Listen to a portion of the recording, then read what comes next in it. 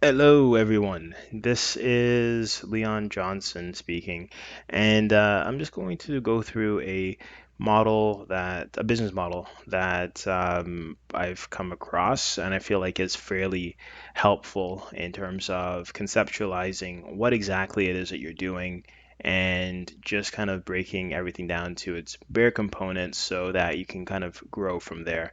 Now, that being said, I am myself am going through the building of a business. I am a loan broker. I am trying to grow that business, but also in the process of growing my own business, I'm helping other people grow their businesses and just getting an insight into how they're operating and what they're doing.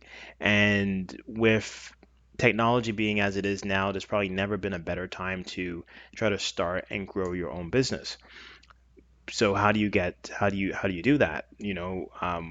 Well, first and foremost, you have to identify a need, then identify something that other people want, right? You kind of lean into what is it that other people desire. How can you fulfill a desire that somebody else has? I think the best example of that is Lululemon. The guy that started Lululemon, what he noticed, he just noticed trends. That's all it was. He just noticed trends, and then he fulfilled on a growing trend that he noticed. And then all of a sudden, he had well, not all of a sudden. I mean, it took years of hard work, sweat, and investment, and I'm sure it was a very difficult process. But once he overcame those difficulties, he got to a place where he had a business. But ultimately, that business started from a desire in the marketplace. So you're not creating a business based on what it is that you want. You're creating a business based on what other people want. And that's because other people are going to give you money when you give them what it is that they want. They're not going to give you money when you give them what you want, based on what you want. Now, if what you want and what you enjoy doing coincides with a demand in the market, then that's fabulous. That's amazing. That means you can do the thing that you want and also be compensated for that. But ultimately, everything you do, if you want to generate an income, a profit from it, or revenue from it, it has to be based on a desire in the market. You can't, and that has to be first and foremost.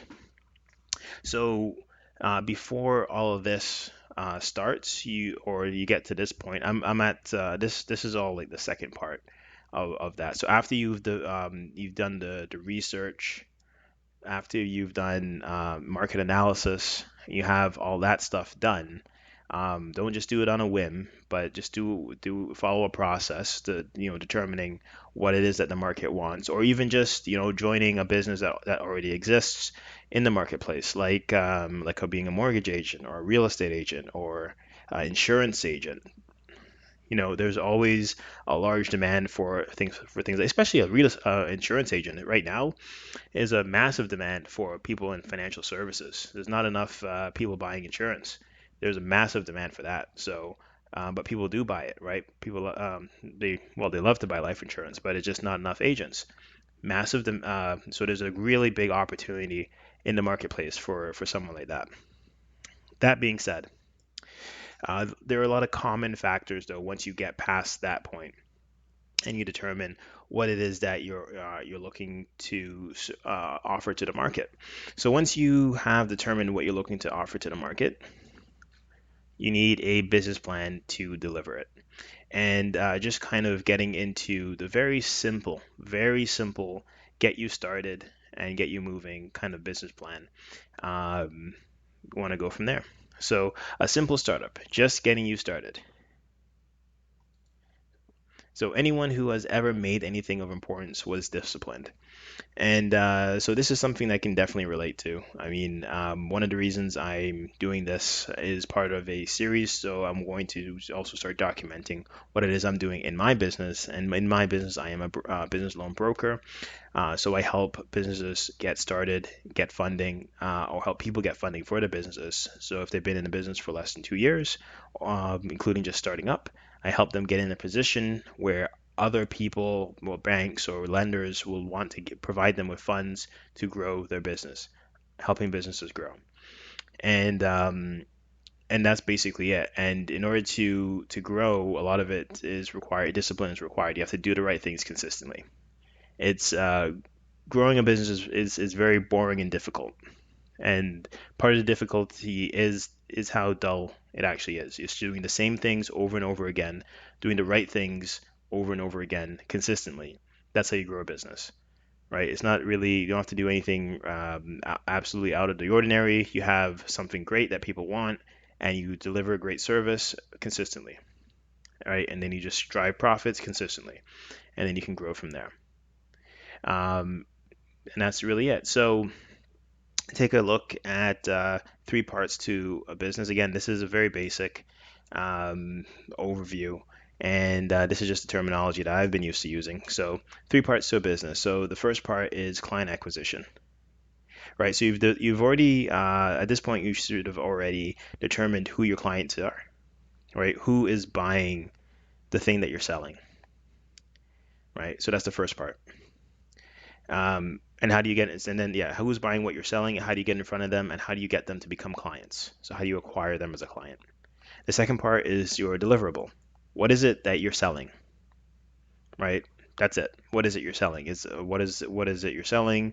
The quality of it. How does it compare in the marketplace? What are the factors that you're focusing on? Is it what makes it more competitive? Is it the price? Is it the quality? Is it the speed? What is it that is what makes it unique in the marketplace? What's the unique selling proposition, right? And then the third is client retention and value maximization. So what exactly are you doing to make sure that people once sold stay within good terms and continue to buy from you? Because it is less expensive to retain a client than it is to acquire a new one. So it always makes sense to do whatever you can to maximize the value that you can out of clients that have already purchased from you, because especially if you've done a good job, which you need to do in terms of every client interaction, you need to do a fantastic job. And the reason being is once if you've sold them once and they are happy with the service, then you haven't just sold them once, you've sold them for a lifetime. And then there's a lifetime value of that client, right? So if the client has purchased something from you that they need to purchase every year, and they purchase and it costs $100, and they've fallen in love with your business, so they didn't just purchase it one time. If you stay in contact with them over a period of just say 20 years, this is something that they have to purchase every single year, then potentially, that $100 is really $2,000.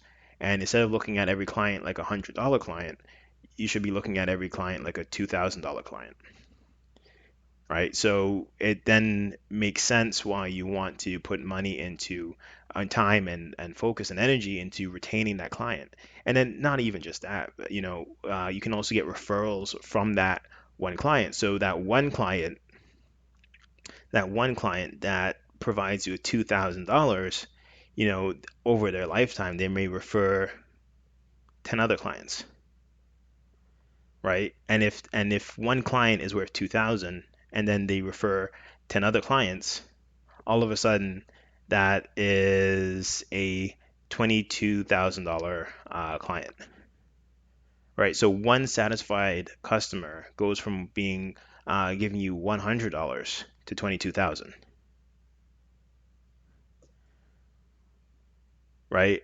So it makes a lot of sense to try to spend, like, I mean, all of a sudden, and that's how you get to a point where your company's worth a ton of money, right? So, I mean, think about that, $22,000 out of $100 a year client, right? That's total revenue. So if you have, just say 100 clients, right?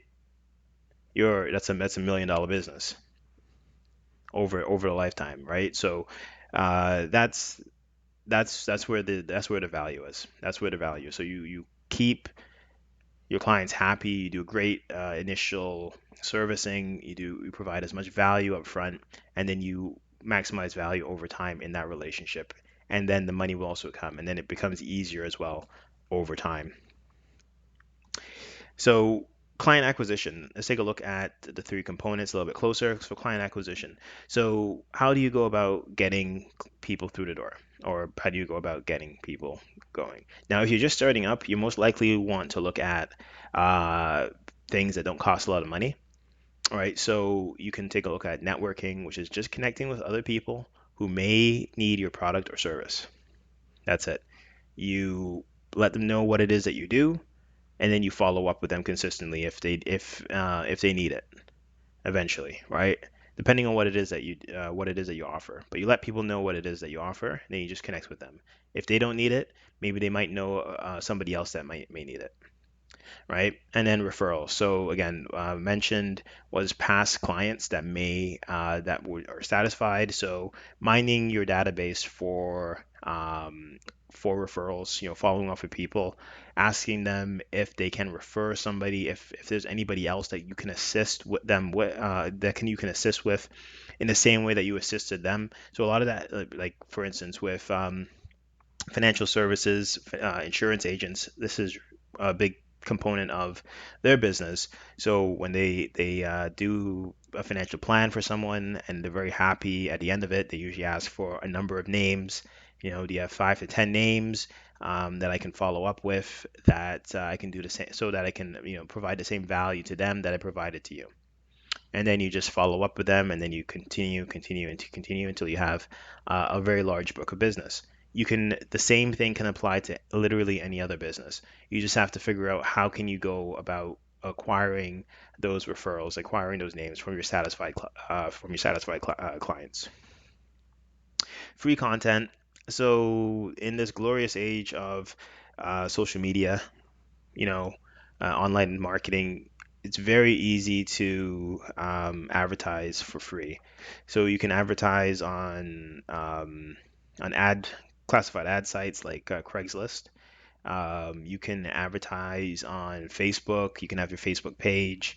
You can have your LinkedIn page. You can have a number of free social media pages, and you can post things on your page to attract people to your offer. Now, you can't just continuously offer something, so you can't just be a sales page because nobody will want to interact with you. You have to do it in a way that allows people to build a relationship with you and your brand so that they become interested in beyond just your offer. So if you're selling sandals, for instance, you don't want to just keep posting that you're selling sandals or buy sandals or on sandals on sale, all that kind of stuff. You want to post pictures of people wearing your sandals, enjoying your sandals, fun things about sandals, stuff like that, right? Just getting people interested in that. So then every once in a while you can remind people that yes, you sell sandals, right? Sandals are being offered. Same thing with whatever offer it is that you have. If you're a mechanic shop, you want to show cars being worked on, interesting things about cars, talk about the history of certain things. There's so much you can do, and all that's free. All you have to do is, grab a camera and start talking in front of it. Your phone, most phones have cameras. Just start talking about, the history of whatever. Like there's tons of interesting things. You might not think your specific field is that interesting. Trust me, there's a lot of folks that are very interested in whatever it is that you have to talk about. You'll be very surprised because when you have the internet, the whole world is your market. Everybody's interested in something that you have to offer. Just talk about it and just keep posting because at the end of the day, it's free real estate. Putting any kind of information out there previously would have cost you something. Um, and paid advertising.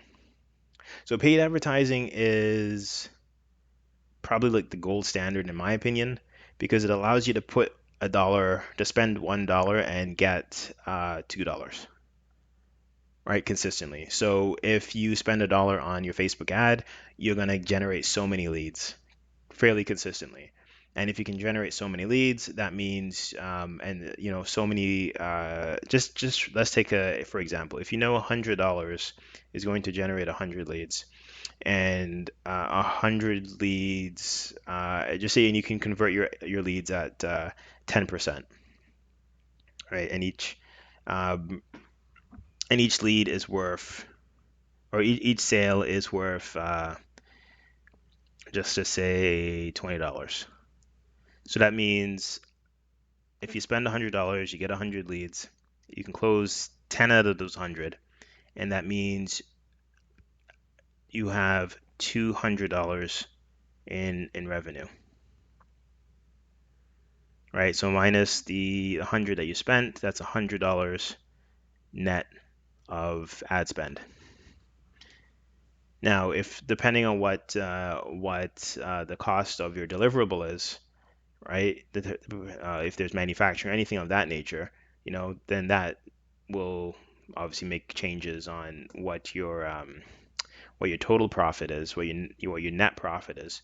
But it gives you a clear idea of how to generate money from the ad spend.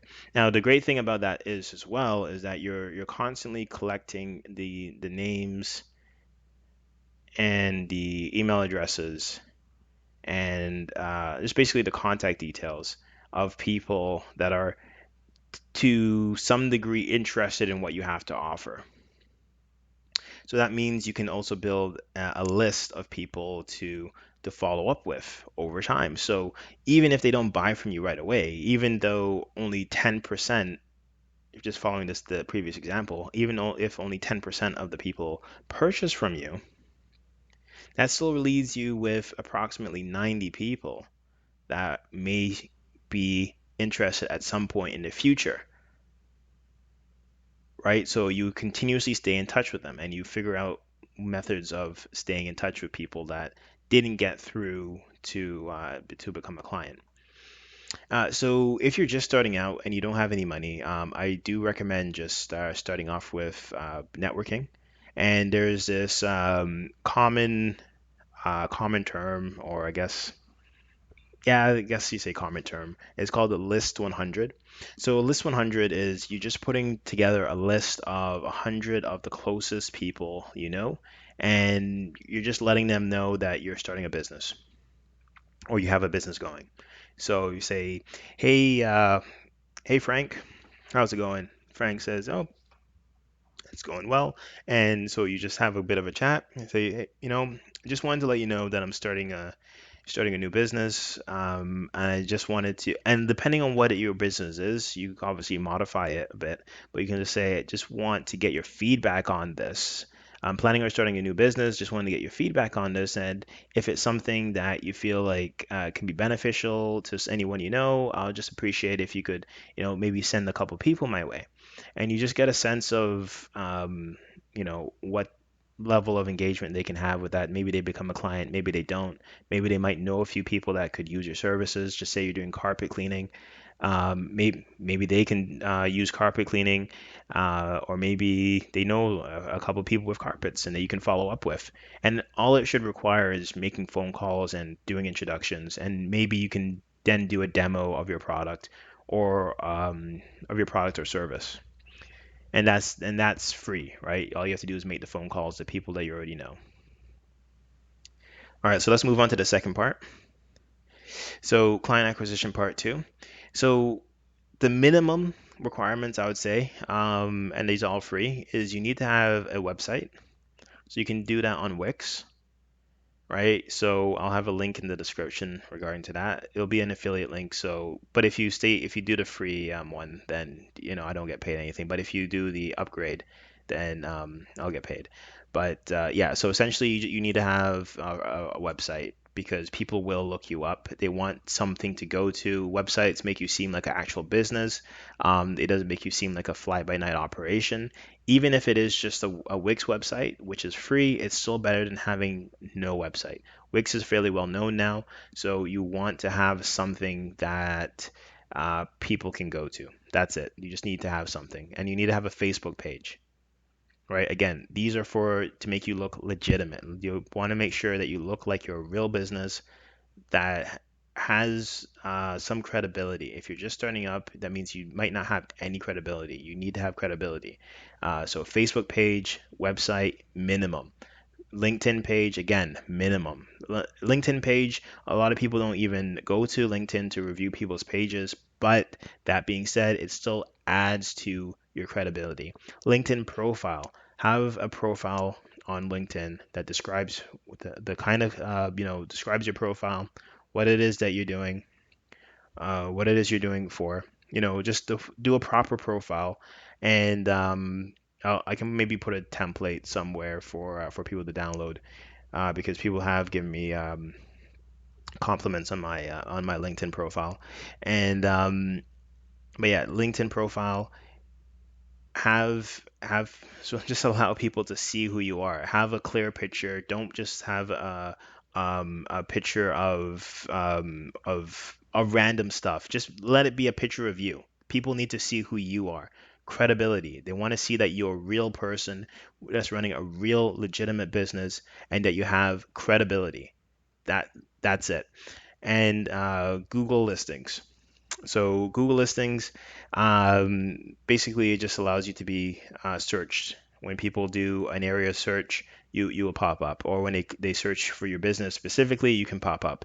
It again adds to credibility. These are things that are free and they add to credibility. They're free and they add to credibility. So I would highly recommend engaging and just doing this stuff. Again, it's you're running a business, right? I don't like it shouldn't be all of these things together may take an hour for you to put together and but they will reap you dividends, right? Low cost, no cost. It just costs you some of your time. And if you don't have any clients right now, then you have time, right? You're in the client acquisition phase, right? So let's go. Let's do that. Okay, so deliverable. And this one is niche specific. It just depends on who you're targeting and what angle you're trying to go at. And this could be for literally anything, your service, business, your products. Are you trying to are you selling like high quality goods, high quality service? Are you doing it for mass market? Is speed more of an issue? Is price more of an issue? How are you positioning your products? So just to use an insurance agent again, I mean, if you're going to be targeting high net worth clients, it's going to be a different positioning that you're going to have as opposed to targeting mass market, right? The mom and pops, middle income, lower income. It's different products, different positioning that you're going to be using if you're going to be targeting that market. I mean, it's still the same general stuff, life insurance, but you're going to be positioning it as maybe estate protection or versus funeral payments, right? So, and then pricing is obviously an issue as well, depending on the market. And that's really it for when it comes to deliverable. I'm sure there's a lot more stuff, but that could be discussed. But really, that's your own specific niche, and then you have to kind of look at it from there. So client retention. As mentioned, it's less expensive to sell someone that you have already sold. So what you want to do to get client retention is you want to have an email list. You want to stay in regular contact with the people on that email list. So you want to just send like a newsletter, it could be monthly, whatever frequency might be best for your niche, for your clients, right? And then you also you want to really stay in touch with everybody that has entered into your list. So that could be people, the leads that have signed up but never purchased, and then you have your clients. So you can have two separate newsletters for them, and you can write all these letters or emails, ahead of time, and you can just put them up um, in your newsletter. So you can use something like a Mailchimp or there's a ton of them. Active Campaign. There's a millions of different ones, and they're all pretty good depending on your specific niche, what you need them to do. But they're all fairly good. Like I don't myself, I use Mailchimp. I haven't had any issues with that as of yet. And yeah, and that's really it. But I have in the past I've used AWeber and uh, what's the Active Campaign. All of them are good. It just depends on what you need, right? So follow up on birthdays, anniversaries. So if you have that kind of information, again, if you're like, you know, it could be like a mortgage agent, real estate agent, you want to follow up on birthdays and anniversaries. Follow up on that stuff. That's really it. Just make sure you stay in contact, stay on top of mind. You'd be very surprised at how many people actually really appreciate that. Some people do think it's corny and cheesy, but some people love it. And the people that think it's corny and cheesy, they'll ignore it. That's fine. But the people that love it, you're going to endear yourself to them, and that's what you want, right? So you want to be able to um, build that relationship with them, and you will be surprised how just following up on birthdays and anniversaries really can work for that. Now, if you want to take it a step further, and you don't even just send an email, send a card, right? Send a card. Like there's some services that allow you just to send out cards to people, to clients. And yeah, people love that. It looks like it's handwritten and all that, signed, all that kind of stuff. Stay connected on social media. So, kind of tying in back to what we were talking about before, just having an active social media profiles makes it feel like people are engaged with you, right? You can be, depending on the type of business, right, how you're setting it up, people can feel engaged with your brand. If you're your brand, they can feel engaged with you. But if your brand is something separate, make it personable. People like it, make it niche specific. It talks to its audience. People feel close to it. And yeah, and then the next one is to sell products and sell additional products and services that complement the initial purchase. So um, yeah, that's really it. So just say, to give you an example, um, my core offering is business loans, right? But not everybody can qualify for one. So an additional service or that I can provide is credit repair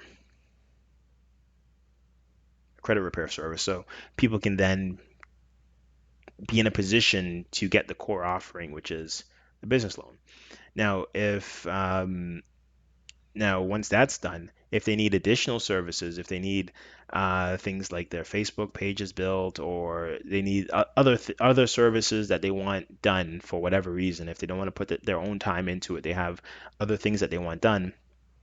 I can refer them to complementary vendors. So other people or other companies that will produce the complementary service or product that that client will need, right? And then I'll have a referral relationship or affiliate relationship with that vendor. So then you or I am still compensated on the purchase or that work done. So it becomes an additional source of revenue for my business or for your business to have those relationships set up. Now, what has to happen though is these have to be services that you have used or can personally vouch for, right? You don't just send them to a random place. So, for instance, I have used um, what was it? I use Wix for one of my websites. So if I recommend Wix, it's because I use it, right? So it's because I know a lot of people are very low tech and it's a very simple to use. So I recommend it, right? And in recommending it, I would be getting compensated for it. I'm just very upfront about that. Other services, any services I use, I would recommend because I use them. If I didn't like it, I wouldn't use it. So when I recommend it to other people, I get paid off that. So it's an additional source of revenue for my business, right? And you should do the same. So anything that's complementary that that would be a benefit to the client within your wheelhouse, you should offer it to your clients. And hopefully you can set up a relationship with that vendor so that you are then compensated on the sale of those products and services. Provides you with additional stream of revenue. So that's really it. And that's really it. So that's everything from me. So I just thought that would be just a quick overview. I mean, I thought it was gonna be faster than this, but like, yeah, I guess what took 30 minutes to go through. But it's a quick overview. So, I mean, if you have any questions or comments, I would appreciate you leaving them. I mean, there's could be additional things to go through. But yeah, hopefully this was of some value to you. I mean, I can, if it is, if you feel like there's it's missing anything, I would definitely want to expand on this. But like I said, I'm going to be making a series on growing my own business, and yeah. So if you have any questions about that, feel free. Oh, also, I am putting together a or I have put together a Facebook group on, and then we'll be sharing more information on, helping businesses grow and just kind of connecting businesses from across. Well, right now it's really just North America, US focused, but really it's like I said, this is general business concepts, so anybody can really benefit from it. But North America really because I can actually assist with getting loans in North America, mostly the American market, but Canada's fine. I mean, I'm from Canada. Canada's fine. Anyways, so hopefully this is of some benefit. Please let me know. And yeah, you have yourself a great rest of your day, and we will be talking soon, maybe. All right, take care.